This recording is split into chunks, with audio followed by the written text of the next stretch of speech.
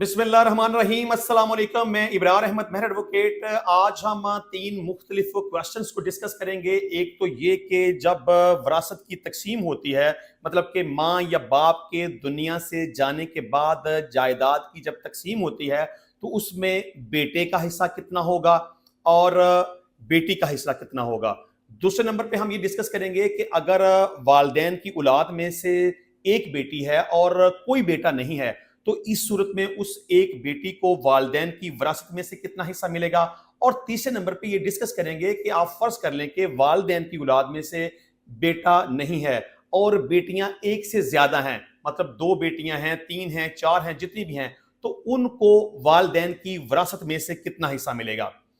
पहली बात तो यह है कि जब भी विरासत की तकसीम होती है तो बेटे का हिस्सा हमेशा दो बेटियों के बराबर निकलता है, यानी कि टोटल प्रॉपर्टी में से 2/3 हिस्सा बेटे को दिया जाता है और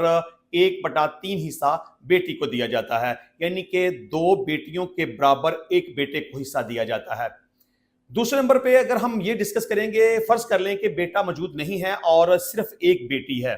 तो इस सूरत हाल में अगर माँ या बाप दुनिया से चले जाते हैं तो उनकी विरासत की तकसीम इस तरह से होगी कि विरासत में जो टोटल प्रॉपर्टी आती है वो आधी उस बेटी को मिलेगी और बकिया आधी दीगर वारसान में चली जाएगी। मिसाल के तौर पर एक बाप की सिर्फ एक बेटी है, उसका बेटा कोई नहीं है, तो उसकी जो टोटल प्रॉपर्टी होगी वो आधी तो उस बेटी को मिलेगी और जो बकिया आधी प्रॉपर्टी है उसमें से कुछ हिस्सा उसकी बीवी के पास चला जाएगा, कुछ हिस्सा अगर उसके वालिदैन जिंदा हैं तो उनके पास चला जाएगा और कुछ हिस्सा उसके भाइयों और बहनों की तरफ चला जाएगा। अब तीसरा क्वेश्चन ये आता है कि फर्ज करें बेटा मौजूद नहीं है लेकिन एक से ज्यादा बेटियां हैं, दो बेटियां हैं, तीन हैं, चार हैं, पांच हैं, वट एवर जितनी भी हैं, तो इस सूरत हाल में विरासत की तकसीम किस तरह से होगी। देखिए, अगर औलाद में सिर्फ बेटियां हैं, आप फर्ज कर लें एक बाप है, वो दुनिया से चला जाता है, उसकी 3 4 5 बेटियां हैं,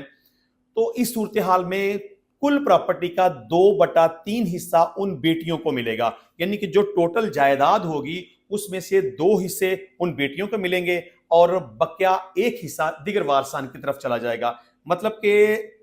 बेटियों को जो विरासत की तकसीम होगी वो दो हिस्से उनकी तरफ जाएंगे। अब बेटियां 4 हैं, 5 हैं, 6 हैं, जितनी भी हैं, अब टोटल प्रॉपर्टी के जो दो हिस्से हैं वो उनमें तकसीम हो जाएंगे और बकिया जो तीसरा हिस्सा है वो दीगर वारसान, जिस तरह से मैंने पहले भी कहा कि अगर माँ बाप हयात हैं तो उनकी तरफ जाएगा, बीवी है तो उसकी तरफ जाएगा, मरने वाले का कोई भाई बहन है तो उसकी तरफ जाएगा, यानी कि टोटल प्रॉपर्टी में से दो हिस्से उन बेटियों को मिलेंगे और बकिया एक हिस्सा, मतलब कि तीसरा हिस्सा दिगर वारसान की तरफ चला जाएगा। तो इंशाल्लाह मिलते हैं नेक्स्ट टाइम नई वीडियो में नए टॉपिक के साथ। तब तक के लिए इजाजत दीजिए। अल्लाह हाफिज।